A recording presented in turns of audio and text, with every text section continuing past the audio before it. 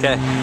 Alright, so, as you can see here, this is Venice Beach Boardwalk. This is probably one of the most busy parts of LA, and probably one of the most notorious places for people, just crazy people, getting into really close quarters and trying to walk in one direction. It's really difficult to walk down the boardwalk and not get trampled on or have to dodge people a lot. But I use sort of the same technique that I used in New York City when I used to walk there. And it turns out that if you walk in a specific way that conveys confidence, then everybody just basically gets out of your way. And it's really surprising to me the first time that I did it, because I was able to walk down the street and people were just like complying, like just getting out of my way and letting me do what I wanted to do.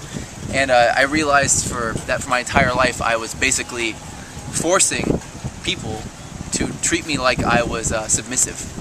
And like instead of when I was walking down the street, instead of coming across like I was a confident guy who wasn't going to move, who was like had a mission and who wanted to go this way and was going to go this way, I came across as a guy who, if they just held their ground, I would move, and I did. So I started testing my walk, and sort of the way to walk that I ended up getting across with, that ended up being probably the best thing for me to do, and that actually attracted the most women, ended up being the same walk that allowed me to walk into oncoming foot traffic and have everybody part in front of me. And there's a few different things that you have to know how to do. One is that it's really difficult to do it with your sunglasses on, and the reason why is because no one can see where I'm looking. So if I have my sunglasses on, you can't really tell if I'm looking at you or looking somewhere else, and so people just naturally will guess you're looking some other place, or maybe they guess that you're looking directly ahead, but they don't know if you're looking at them and you see them.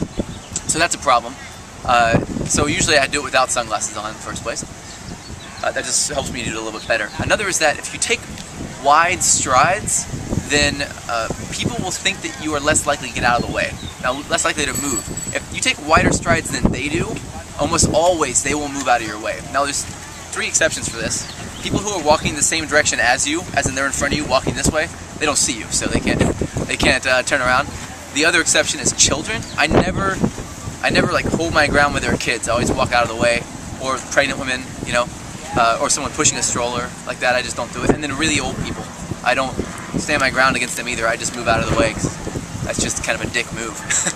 So essentially what I do is I take wide strides so that my heel touches the ground first, as far away as it possibly can from my body. Now I have flip-flops on right now, and normally I did this originally with these shoes that are kind of like Cuban heel shoes with a little bit of a heel on the back, and when I walked it made a noise. And I think a lot of the reason why guys don't do this kind of walk is for 2 reasons. One is, whenever you walk this way, it's easier for you to fall down, as in you're not looking at the ground constantly, because you can't be. So you have to look at the ground and then just trust that you're not going to trip over something.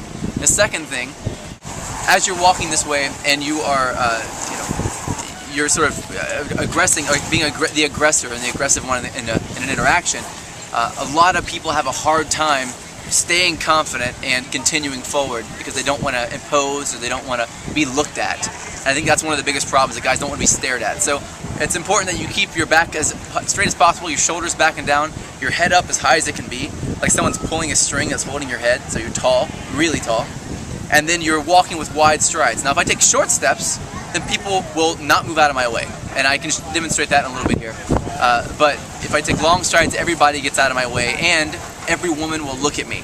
And sometimes guys will look at you too, and sometimes that can invite some unwanted attention. But you have to be used to getting stared at, because attractive people, men and women both, are stared at a lot. And you're going to have to get used to getting stared at. So try it out, and I'll show you a demonstration here of just a side view of demonstration real quick. We can come over here.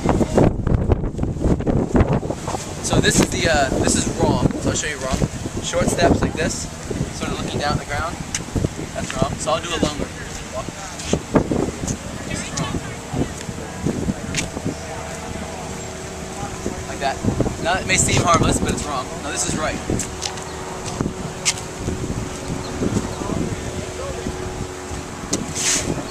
So the difference is, my head's up, I'm not looking at the ground, my steps are as wide as possible, and I'm looking directly forward as I'm going. My heel is touching the ground first, here. Right there, just like that, wide. Leg is fully extended. I have committed fully to this step whenever I step there. And that's probably one of the most important parts of this process. Commit to the step. So many guys are afraid to commit. Let it swing out and commit to the step, like that.